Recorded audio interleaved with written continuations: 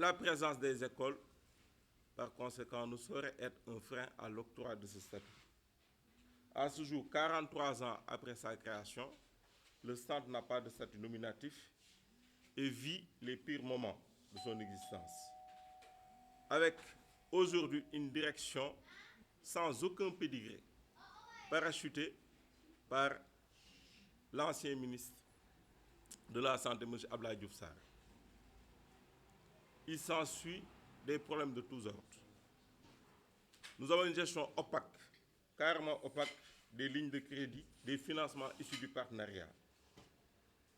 Et aujourd'hui, de nombreux projets d'envergure ont été suspendus.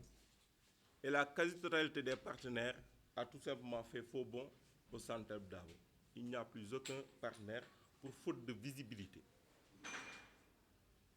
Un seul exemple de faute lourde de gestion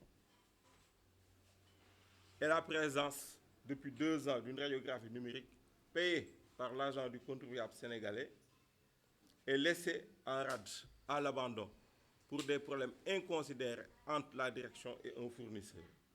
De plus belle, la salle dédiée tout simplement à accueillir cette radiographie numérique ne répond à aucune norme. Et le choix de cette salle n'a pas fait l'objet d'une discussion avec les techniciens que nous sommes. La gestion des ressources humaines est catastrophique, avec des conventions de prestation de services sans aucune base légale. Il y a actuellement une action menée avec un collectif de travailleurs. Et aujourd'hui, nous attendons la réponse tout simplement de la justice par rapport à ce problème, par rapport à une plainte qui a été déposée au niveau du tribunal du travail. Et je pense que les choses ne devraient pas trop tarder. Et on vit un autoritarisme démesuré qui avait poussé le cours jusqu'à l'utilisation d'une arme à feu contre un agent. C'était le 7 mars 2022. Le ministère de la Santé a reçu toutes les informations par rapport à la situation que vivent les agents, comme également les pensionnaires du centre. Aucune réaction de sa part n'a été de mise.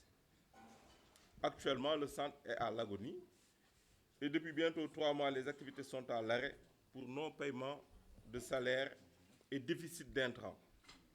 Dans ce contexte, il y a eu naturellement des remous à la veille de la Tabaski.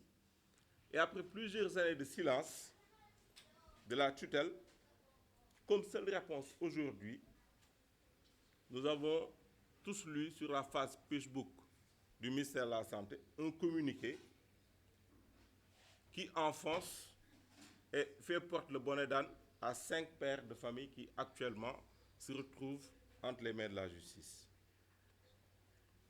Donc nous considérons que les seules vérités qui restent à la direction, c'est l'intimidation du personnel. Et cette même direction, souvenez-vous, il y a 2 mois, avait fait un point de presse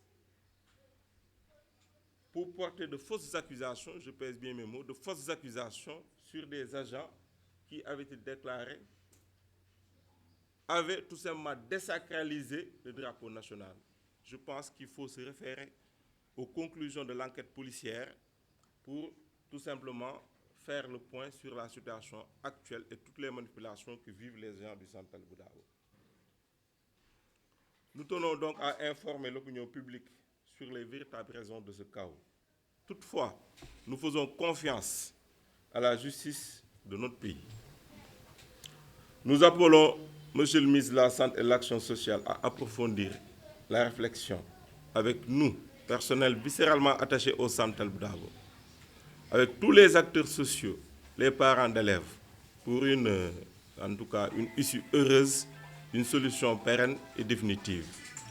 Nous profitons de l'occasion pour souhaiter, en tout cas à nos élèves qui sont restés 3 mois sans cours, de passer avec succès l'examen du certificat.